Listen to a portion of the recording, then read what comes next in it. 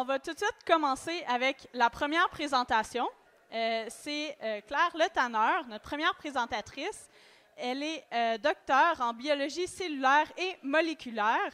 Présentement, c'est une chercheuse postdoctorale pour Mitacs. Elle collabore avec l'UQTR et l'entreprise Ulysse Biotechnologies pour développer un probiotique pour les plantes à base de bactéries dans le but de réduire les utilisations agricoles de pesticides et d'engrais.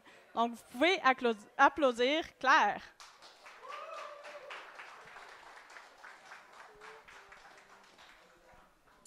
Bonsoir à tous. Bonsoir à toutes. J'espère que vous avez passé une belle journée. Et puis, aujourd'hui, je vais vous parler un petit peu de technologie du futur, à ce qui paraît. Mais en fait, comme vous pouvez voir dans mon arrière-plan, il n'y a pas forcément de robots, il n'y a pas forcément d'inox et d'autres petites choses, de la robotique qui souvent excite certaines personnes de l'innovation. On va parler de plantes parce qu'aussi, il y a de l'innovation. Et donc, on va parler de biotechnologie. Et ce pourquoi on va avoir besoin de regarder, non pas en l'air, mais sous nos pieds, parce que le génie peut se cacher aussi sous nos pieds. Je vous présente Julie pour commencer. Julie, à sa tronche, vous pouvez voir que franchement, elle file pas bien, fait que j'espère que ça vous coupera pas l'envie de manger. Mais en tout cas, elle a des crampes d'estomac, elle a la nausée, autant vous dire, le diagnostic est facile, la gastro est par ici. Bon, Julie, son petit problème, c'est que, elle est malade, oui, mais bon, à temps partiel, elle est mannequin pour une base de données iStock, à ce qui paraît, là. Mais en vrai, dans la vraie vie, ce qu'elle fait, c'est qu'elle est séricultrice. C'est quoi? Elle est agricultrice, mais dans une serre. Elle fait pousser des plantes dans une maison transparente, globalement. Et le problème, c'est qu'elle est malade et que normalement, ça doit ressembler à une tomate normale de ce qu'elle produit. Et elle n'est pas la seule à être malade en ce moment et elle n'a pas le moral. Pourquoi? Parce que ces tomates, elles ne ressemblent pas à ça. Elles ressemblent à ça. Autant vous dire que c'est moins appétissant et j'espère que c'est pas ça que vous avez dans les nachos, les garçons, parce que franchement, ça n'a pas le même goût. Le problème, c'est que les deux sont reliés. Julie est malade, ces tomates sont malades, mais il pourrait peut-être y avoir un lien entre les deux. Pourquoi? Je vais mettre mes lunettes de scientifique et je vais vous en parler. Pour pouvoir savoir pourquoi on est malade, autant les êtres humains que les plantes, il faut qu'on regarde qu'est-ce qui pourrait nous stresser dans la vie. Les plantes, elles sont stressées tout comme nous. Bon, elles n'ont peut-être pas des rapports trimestriels à rendre ou des travaux à rendre, mais elles ont aussi des stress propres à elles-mêmes. Dans un premier temps, pour comprendre pourquoi elles sont malades, on pourrait se demander, la plante en tant que telle, est-ce qu'elle est malade? Est-ce qu'elle a une génétique assez bof? On n'a pas forcément des plantes qui sont faites pour être productrices. Bon, Julie, elle est quand même bien à son affaire. C'est une séricultrice avec plusieurs années d'expérience, fait que c'est pas ça le problème. Pour pouvoir faire l'étude des différentes façons de pourquoi elle pourrait être malade, on va parler de différents stress, les stress abiotiques et les stress biotiques. Les stress abiotiques, ça peut être plein de choses. Ça peut être déjà sur quoi elle pousse la plante. Est-ce qu'elle a un sol qui correspond à ce qu'elle a besoin? Est-ce qu'elle a les nutriments qu'il faut? Est-ce que c'est trop compacté?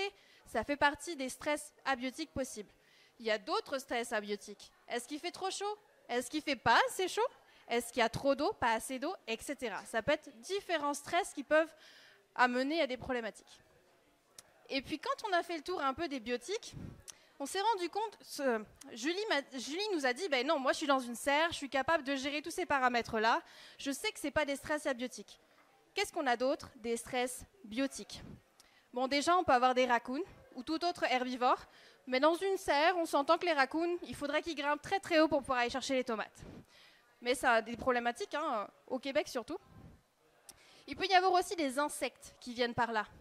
Les abeilles, c'est bien mignon, mais il y a aussi tout ce qui est puceron qui va venir piquer la plante et créer des plaies sur notre plante. Ça, on n'en veut pas. Pourquoi? Parce que ça devient une porte d'entrée magistrale pour ce qui rend malades les plantes. Des choses microscopiques que l'on peut voir autant sur les feuilles, donc la phase aérienne, que sur la phase racinaire, ce qui est caché sous nos pieds, des sacrés micro-organismes. Et puis pour ça, il y a un ensemble énorme de micro-organismes, une diversité. On va avoir des virus potentiels, on va avoir toute une large gamme de bactéries, de champignons, de nématodes, etc. Ça, c'est une sacrée soupe de micro-organismes. Ici, ce qu'on voit, c'est ce que l'on appelle finalement un microbiote. C'est l'ensemble de l'univers des micro-organismes que l'on peut trouver. On peut avoir un microbiote, nous aussi. Je ne sais pas si vous avez déjà entendu parler du deuxième cerveau humain. C'est celui qui se trouve dans notre ventre. Il nous aide à digérer, il nous aide à nous battre contre certains pathogènes, etc. C'est très utile. Et bien, les plantes, elles ont la même chose, sauf qu'elles vont avoir un cerveau ici, un microbiote qui va être aérien et un microbiote souterrain. Je m'en viens, vous me parlez, vous me dites que je vous parle de biologie, mais en fait, elle est où la technologie dans tout ça? Eh bien, c'est un peu ce que Julie me dit aussi. Finalement, la biotechnologie, c'est là que ça vient vraiment marrant.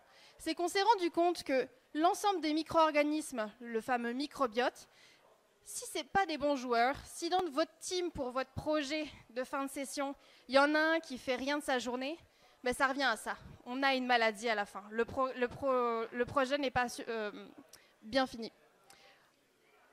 Donc, la technologie que nous avons en arrière de ça, c'est donc de réinstaller un microbiote bénéfique. Pour cela, eh bien, on va juste trouver les bons joueurs, les gens qui vont bien travailler et qui vont pouvoir interagir correctement avec les plantes, ici des tomates. Comment on fait ça dans la vie? Parce que c'est bien beau, mais Julie, elle a fait son travail depuis des années, elle sait très bien où est-ce qu'elle s'en va.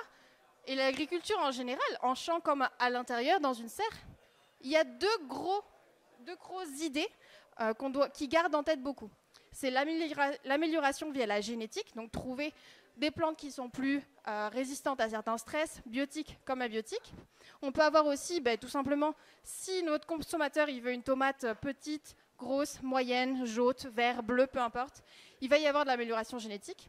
Mais il y a aussi le gros pan de la chimie. Quand on a un problème envers des stress biotiques comme abiotiques, on peut utiliser la chimie pour ça. On parle d'engrais, on parle de pesticides en tout genre. Et malheureusement, depuis plusieurs années, c'est une grosse problématique pour l'environnement. On va avoir des contaminations des cours d'eau, on va avoir différentes perturbations de la flore environnementale extérieure. On peut penser aux champs qui sont aux alentours du lac Saint-Pierre. Et puis en fait, depuis ces nombreuses années, la plus grande oubliée, c'est donc la microbiologie, l'ensemble des êtres vivants qui interagissent avec nos fameux plants. Et ce qui s'est passé en fait, d'où le mot technologie, c'est que depuis quelque temps est arrivée la biologie moléculaire, la biochimie et l'ensemble des bioinformatiques qui sont en arrière de ça. Et aujourd'hui, la microbiologie, c'est plus mettre du jus de feuille sur un milieu qui pousse puis voir ce qui y arrive avec des bactéries ou des champignons dessus. Aujourd'hui, c'est prendre des petits morceaux de terre un peu n'importe où, des morceaux d'eau aussi, des petits gouttes d'eau, et puis on identifie l'ensemble de tous les micro-organismes qui sont à l'intérieur. On n'étudie plus un micro-organisme, on en étudie des milliers et des milliers à la fois, et on étudie surtout les interactions entre ces différents joueurs. Mais pour ça, il nous faut quand même un peu de stainless. Je vous en ai parlé tantôt. Bon, ok, je reviens un petit peu sur ma parole. On va avoir dans un premier temps un génie de biologie cellulaire et moléculaire, ce dont je vous parle, dans des laboratoires. Bon, il n'y a pas de stainless, mais on s'amuse bien quand même. Et puis par la suite, ce qu'on va faire dans ce laboratoire, c'est d'identifier les différents joueurs, micro-organismes qui vont être intéressants pour jouer avec notre plante, pour interagir avec elle et améliorer sa santé.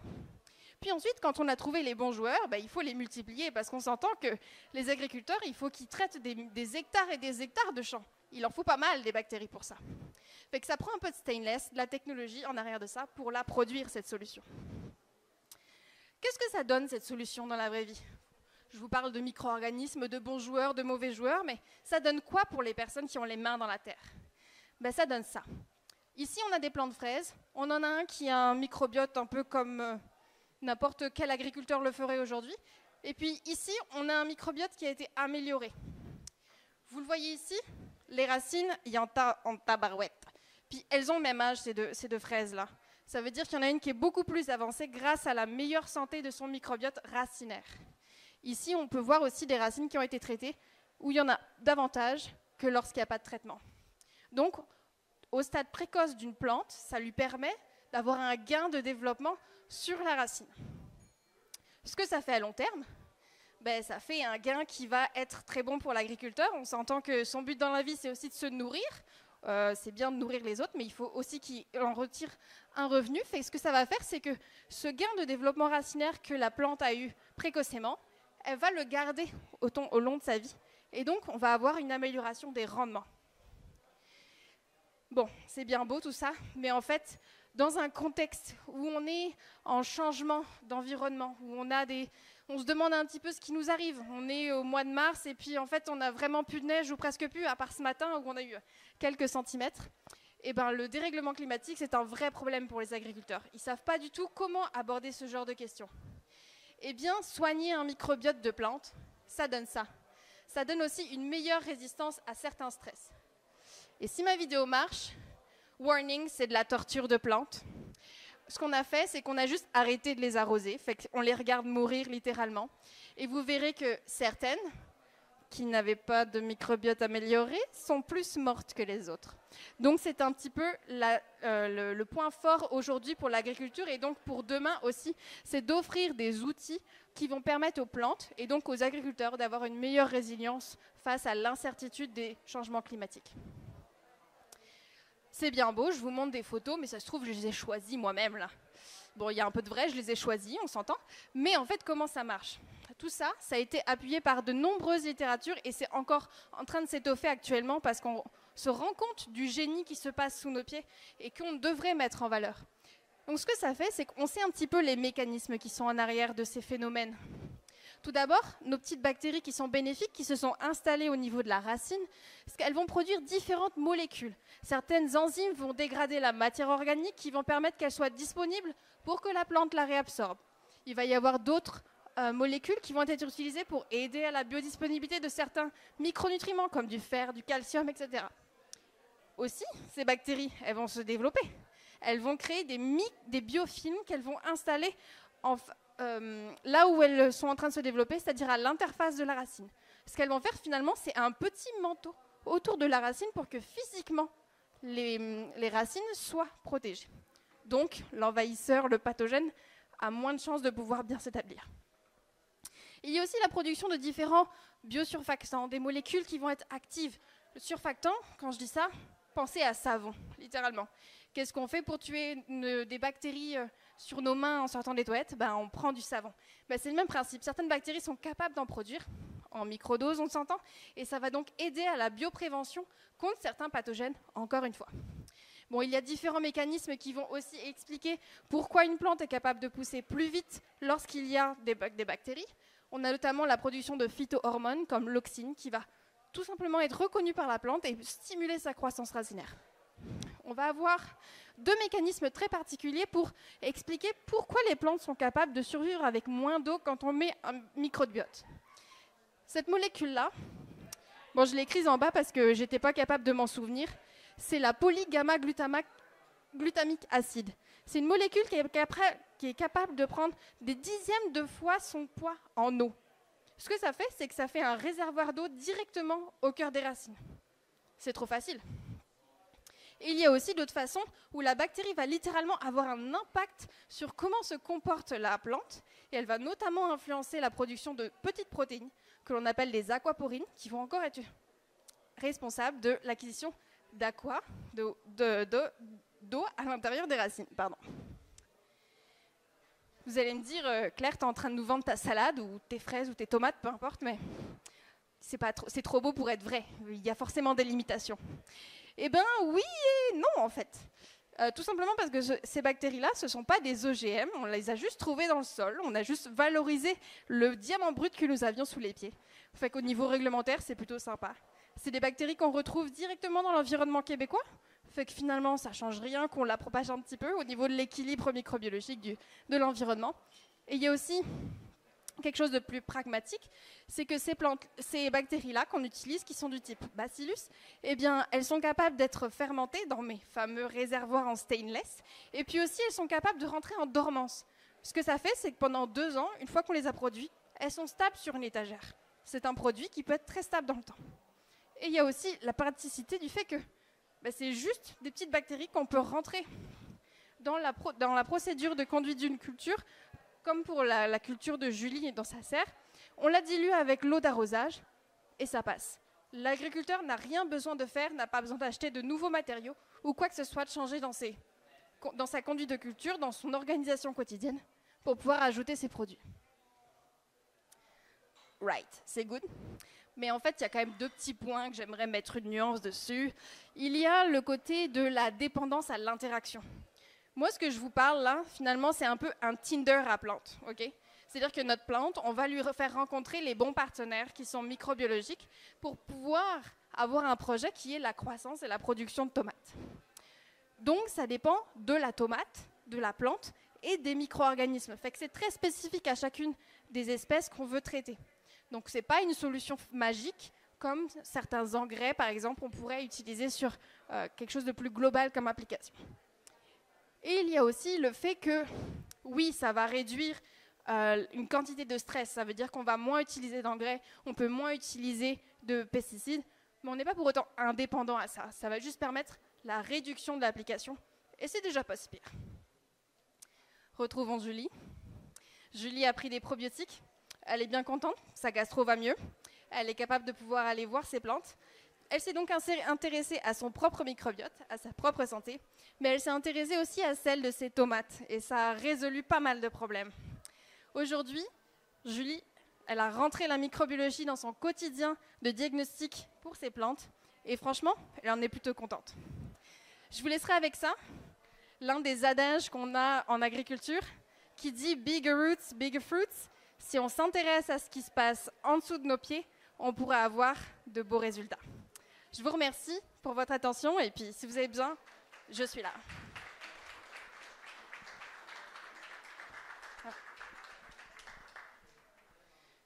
Je sais qu'il y a des questions. Bah, oui, vas-y, Alice. Oui, oui.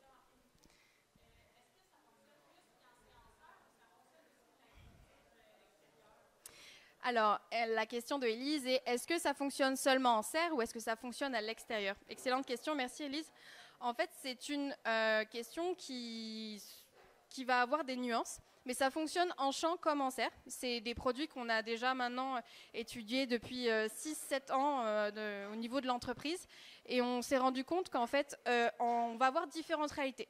C'est-à-dire qu'en champ, ça marche, mais ce qu'on va avoir, c'est qu'on va avoir une soupe d'autres micro-organismes, parce qu'on est dans la nature en général. Donc ça va avoir un certain impact pendant 3-4 semaines à peu près, et puis il faudra réappliquer si besoin. Des fois, juste un kick pour, par exemple, de la salade, ça va être suffisant pour que pour la suite de son cycle de production, on n'ait pas besoin d'en réappliquer. En serre, on va avoir des applications qui vont être un peu plus régulières. Pourquoi? Parce qu'il y a un phénomène de lessivage. En serre, on va beaucoup plus arroser, et donc tout simplement, quand on applique une bactérie, elle va se faire... Certaines vont s'accrocher aux racines, c'est correct, elles sont là, elles vont faire leur biofilm, tout va bien. Mais d'autres vont partir en fait. Et donc il faut de temps en temps réensemencer. Voilà.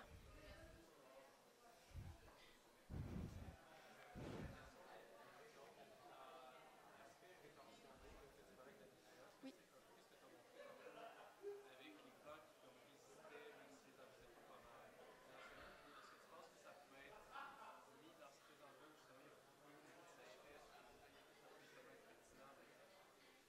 Ouais.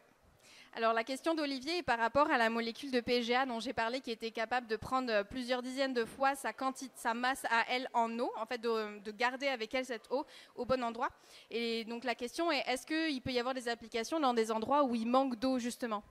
Oui, tout à fait. En fait, l'une des choses qu'il va juste falloir garder à l'esprit, c'est qu'on a une bactérie qui vit, donc elle a besoin d'une certaine amplitude de température, c'est-à-dire qu'elle a besoin d'au moins 15 degrés pour pouvoir vivre correctement. Mais une fois qu'elle est active, ce qu'elle va faire, c'est produire ces molécules naturellement. Donc au lieu de mettre un engrais où on sait qu'on en met une quantité X sur le sol et qu'en fait, au bout d'un moment, elle va disparaître, là, on a une bactérie qui la produit, elle, au jour le jour, tout le temps. Donc tant que la bactérie est là, la molécule est prise. Et oui, en effet, dans des situations, par exemple, on pense à certains endroits en Europe comme en Afrique où il y a des manques d'eau, ça peut faire une énorme différence. Donc cette vidéo de torture arrive vraiment dans la vraie vie et on le voit sur des plants autant qui sont annuels que des arbres, que des plantes comme des vignes qui ont besoin de plusieurs années avant de produire, etc. Il vaut mieux éviter qu'une vigne, ça meure, parce que ça prend plusieurs années quand même à reprendre un patrimoine. Donc oui, en effet, ça marche. Oui? Merci. Est-ce que quelque part, fondamentalement, c'est pas l'enjeu, c'est pas le soin confortable au sol? Complètement. Alors merci beaucoup pour la question. La question slash commentaire, c'est est-ce que finalement c'est pas une question de prendre soin de nos sols, l'attention qu'on y met? Complètement. En fait, il y a beaucoup d'agriculteurs ou de plus en plus qui sont en train de dire maintenant je ne nourris plus ma plante, je nourris mon sol. En fait, ça revient à faire ça. Ça revient à prendre soin de la vie qui y vit. Si on nourrit le sol, on nourrit l'ensemble des micro-organismes qui y vivent et les bactéries dont je parle en font partie de cette population-là. Donc oui, l'un est dans l'autre, les deux sont reliés. Dans le cas d'une serre, on est moins sur un capital de sol, on va souvent être sur des substrats de culture qui sont un peu plus synthétiques. Et donc à ce moment-là, c'est un premier kick qu'on y met, mais le capital et la santé d'un sol, c'est primordial. Ouais.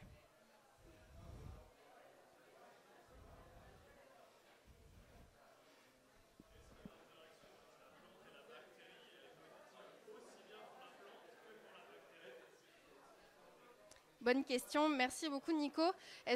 La question est, est-ce que l'interaction est autant bénéfique pour la plante que pour la bactérie dans cette interaction? Complètement. En fait, pour ces bactéries-là en particulier, d'autres vont être avec une relation qui ne va pas forcément être symbiotique, etc. Là, on parle de mutualisme parce qu'on n'est pas directement dans une anatomie précise de la plante. Mais ce que ça va faire, c'est que la bactérie va aider la plante à avoir ce genre de capacité, de résilience, de mieux percevoir les nutriments, etc. Et en retour, en fait, la plante, ce qu'elle va faire, c'est elle va sécréter des petites molécules de ses racines, qu'on appelle des exudats racinaires, qui vont en partie être bénéfiques aussi pour la communauté bactérienne. Donc oui, c'est un win-win.